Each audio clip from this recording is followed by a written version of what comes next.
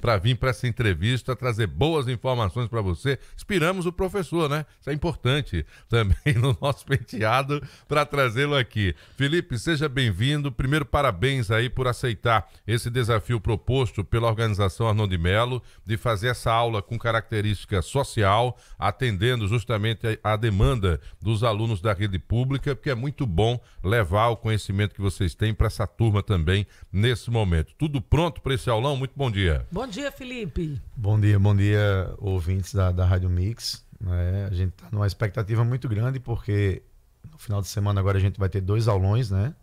E o primeiro dia revisando o primeiro dia de prova, que é a prova de Humanas, Linguagens e Redação. O segundo dia, Matemática e Natureza, que contempla a minha disciplina, que é tão temida pela maioria dos estudantes aí, né? A gente sabe que de um ano para o outro sempre tem uma mudança aqui, uma novidadezinha ali na prova, com base no aulão do ano passado, no revisão do Enem, que você também participou no ano passado. O que que pode ter de mudança, o que vai ter de novidade para esse ano, Felipe? Olha, a expectativa, inclusive a gente tem um colega que trabalha na Federal de Sergipe, né, e ele é elaborador de itens do Enem. E ali mais ou menos no meio do ano ele passou uma informação em primeira mão que a tendência é que a prova, pelo menos foi pedido pelo INEP, que a prova fosse mais conteudista, tá? Então assim, realmente os fenômenos que eram abordados anteriormente, a gente espera que venha uma parte matemática mais rebuscada agora.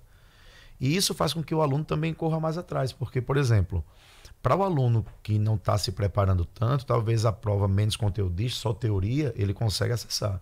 Mas para o aluno estar se preparando, não seria legal uma prova mais leve, né? Uma prova mais conteudista, eu acho que nivela por cima e faz com que a educação do nosso Brasil tenda a melhorar, né? Você quer dizer que os conteúdos, as questões podem vir com enunciados ali mais robustos, mais extensos. E elaborando mais a parte matemática, porque quando você pega o fenômeno por si só e é um fenômeno que aborda somente a teoria, naturalmente ele se torna menos difícil. Não vou dizer fácil, mas menos difícil. Você usa uma fórmula ali e tá tudo Exato. certo. E aí você consegue interpretar mais rapidamente, né? Uma prova mais conteudista, ela requer que o aluno esteja mais preparado para enfrentar aquela questão. Então, naturalmente, a seleção vai primar por aquele aluno que foi mais bem preparado nesse período. Exatamente. E eu acho que isso faz com que... Eu acho que não é uma falta de não oportunizar aquele que está menos preparado. Eu acho que puxa todo mundo para um patamar maior para que melhore de fato, né? São quantas questões de física, professor? Teoricamente 15, porque a prova de natureza são 45, né? Então são 15 de física, 15 de biologia, 15 química. Porém, a gente diz que também tem aquelas questões indiretas. Pronto, ano passado foram 16 de física, e apareceram 7 na prova de matemática de maneira indireta. Então, como é que elas aparecem? No caderno de física, ela não exige, por exemplo, a expressão matemática, a fórmula, né? Como está a fórmula da questão. Na prova de matemática, ele diz a fórmula e pede somente a parte da matemática. Mas, se você tiver um conhecimento da teoria de física, aí você consegue resolver a questão melhor na prova de matemática. Então, foi um total de 23 questões, na verdade, se você contabilizar, né? De física. O terror da física para muitos alunos é a memorização de fórmulas. Os alunos se apegam muito nessa questão de memorizar as fórmulas, de saber qual fórmula eu vou usar em determinada questão. Como é que você tenta esclarecer isso na mente do jovem que está ali com uma gama de conteúdo imensa para essa prova? Olha, em relação a isso é uma briga muito grande. Por quê? Parece até que a gente quer se colocar num outro patamar, mas assim, eu costumo dizer que o ensino de física no Brasil ele já vem engessado há muitos anos. O que é que acontece? Na universidade a gente é ensinado mais a parte matemática do que a parte teórica. Tem a parte teórica, tem experimental, tem tudo. Mas assim, então como a gente é ensinado dessa forma, a gente tende a passar para o aluno mais a parte de matemática do que a parte de física. Eu, particularmente, eu prefiro fazer o contrário. Tá? Eu começo abordando o fenômeno e aí, dessa maneira, no final, quando eu coloco a expressão matemática, para ele ali vai ser algo que é mais fácil de compreender, né? Vou dar um exemplo aqui. Por exemplo, você vai falar de um chute, você estava falando aqui de CRB, eu sou regateando e sofri ontem, que você perdeu em casa de 1-0. Tá todo mundo sofrido aqui. É complicado, né? Eu sou azulina e tô sofrida também. Tá pior do que a gente. Tô. Então, o que é que acontece? O jogador vai chutar uma bola de futebol, ele vai aplicar uma força na bola, ele vai passar um tempo de contato com a bola e ele vai provocar um impulso. Então, você levando dessa maneira, você pega um jogador, por exemplo, um jogador que não tem um porte físico tão grande. Você fala, o jogador é magrinho ali, como é que ele deu um chute daquele? Ah, mas é mais jeito do que força. Por quê? Ele passa um tempo de contato maior chutando a bola e, naturalmente, ele provoca um maior impulso. Então, não é só força, é a força no decorrer do tempo. E a expressão matemática no final que é impulso. Força vezes o tempo. Ah, entendi que foi a força aplicada no decorrer do tempo. Eu priorizo fazer dessa forma.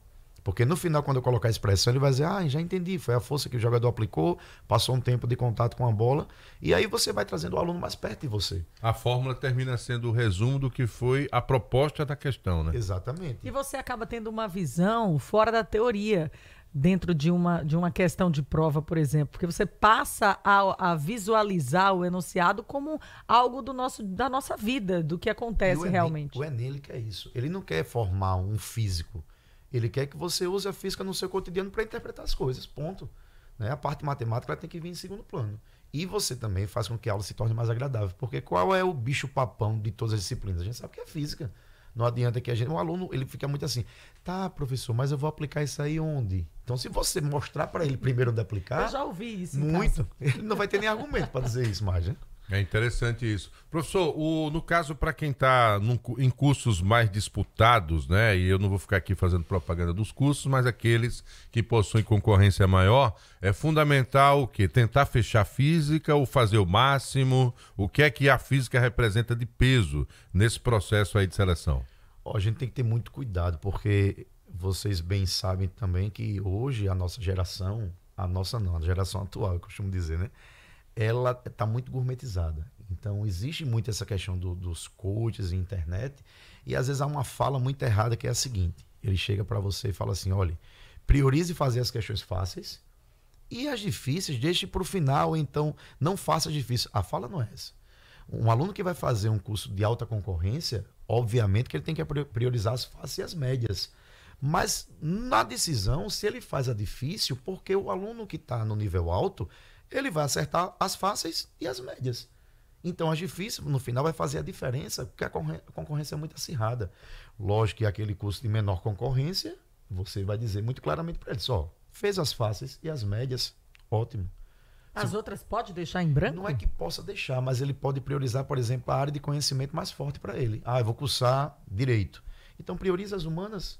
Chegue ali em física, faça ali a quantidade de questões, as questões fáceis e médias e está ótimo. Agora, né, um curso de alta concorrência, um vestibular militar, um curso de medicina, ele tem que tentar fazer tudo. Porque a concorrência, e todo ano, a nota de corte... Mesmo que chute, Felipe? Então, aí o chute é onde a TRI do Enem, ela pega esse aluno. Mas o aluno que está preparado para passar, ele não vai errar as fases. Se ele errar as fases, ele não vai passar. Então, a gente está contando que ele vai acertar as fáceis e as médias, e a difícil vai fazer a diferença lá na frente. Ele tem que adotar como estratégia, Thaís, com a cabeça fresca, quando pega a prova, partir para tentar a solução. Ou até mesmo deixar em observação. Exato. E seguir para essas que ele considera médias ou fáceis e voltar para aquela ali. Mas não desistir. Não considerar que o final, como alguns coaches, como ele está dizendo, que agora tem isso, né? Ensine você deixar a difícil para o final. Aí depois de muita pressão você pode estar suscetível ao erro. É disso que ele está falando aqui. Acho que é fundamental. Felipe Alves vai estar também nesses grandes aulões, gente, que acontece na capital e no interior. Você vai trabalhar só em Maceió ou vai para Arapiraca também? Só Maceió. Em Maceió vai ser a equipe do Jaguar Cursos. Né? O professor Jaguar esteve aqui ontem, amanhã vai ser o professor Borne, nós somos os sócios proprietários do Jaguar Cursos. Em Arapiraca a gente também vai fazer a organização, mas são professores de Arapiraca que a gente selecionou. Recomendados por vocês, isso. Um time o mesmo, exatamente. Falando a mesma linguagem. Mesmas questões. E mobilizando, né? O que é que você acha que o aluno tem que levar de espírito para esse aulão? Como é que ele tem que se preparar para o aulão? O que é que ele deve esperar do aulão? Rapaz, ele vem animado e vem esperando o conteúdo, que a gente está pronto aqui, assim, na reta final, é abdicação para a gente. Né? A gente está ali focado realmente para... Não é entregar a prova, mas passar o que a gente mais sabe para que ele consiga fazer uma ótima prova. Então, venha-se embora que a gente vai detonar. Perfeito. Então, vamos lá. Em Maceió, revisão Enem vai ser no auditório do SESMAC. Em Arapiraca será no HD Hall, das 8 ao meio-dia. A expectativa, claro, é repetir o sucesso do ano passado. Está previsto para os dias 26 e 27 de outubro o Revisão Enem Alagoas, mais uma edição aí desse super aulão preparatório para os estudantes, com todo o conteúdo cobrado na prova do Enem. Para participar, alunos da rede pública do estado têm acesso livre? Acesso livre, tem que fazer inscrição, né, antes, para poder a gente ter uma noção, obviamente, da quantidade de pessoas.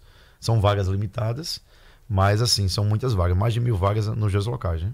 É isso aí, parabéns pela iniciativa, falei isso pro Jaguar ontem, e vocês obviamente pegar um tempo relevante, né, de tudo o que vocês fazem no ano de forma privada e focar no público nessa reta final, é um grande presente para esses estudantes, parabéns por essa iniciativa, que Deus abençoe aí a equipe de um modo geral. 6 horas e 37 minutos, vamos direto para as ruas da cidade.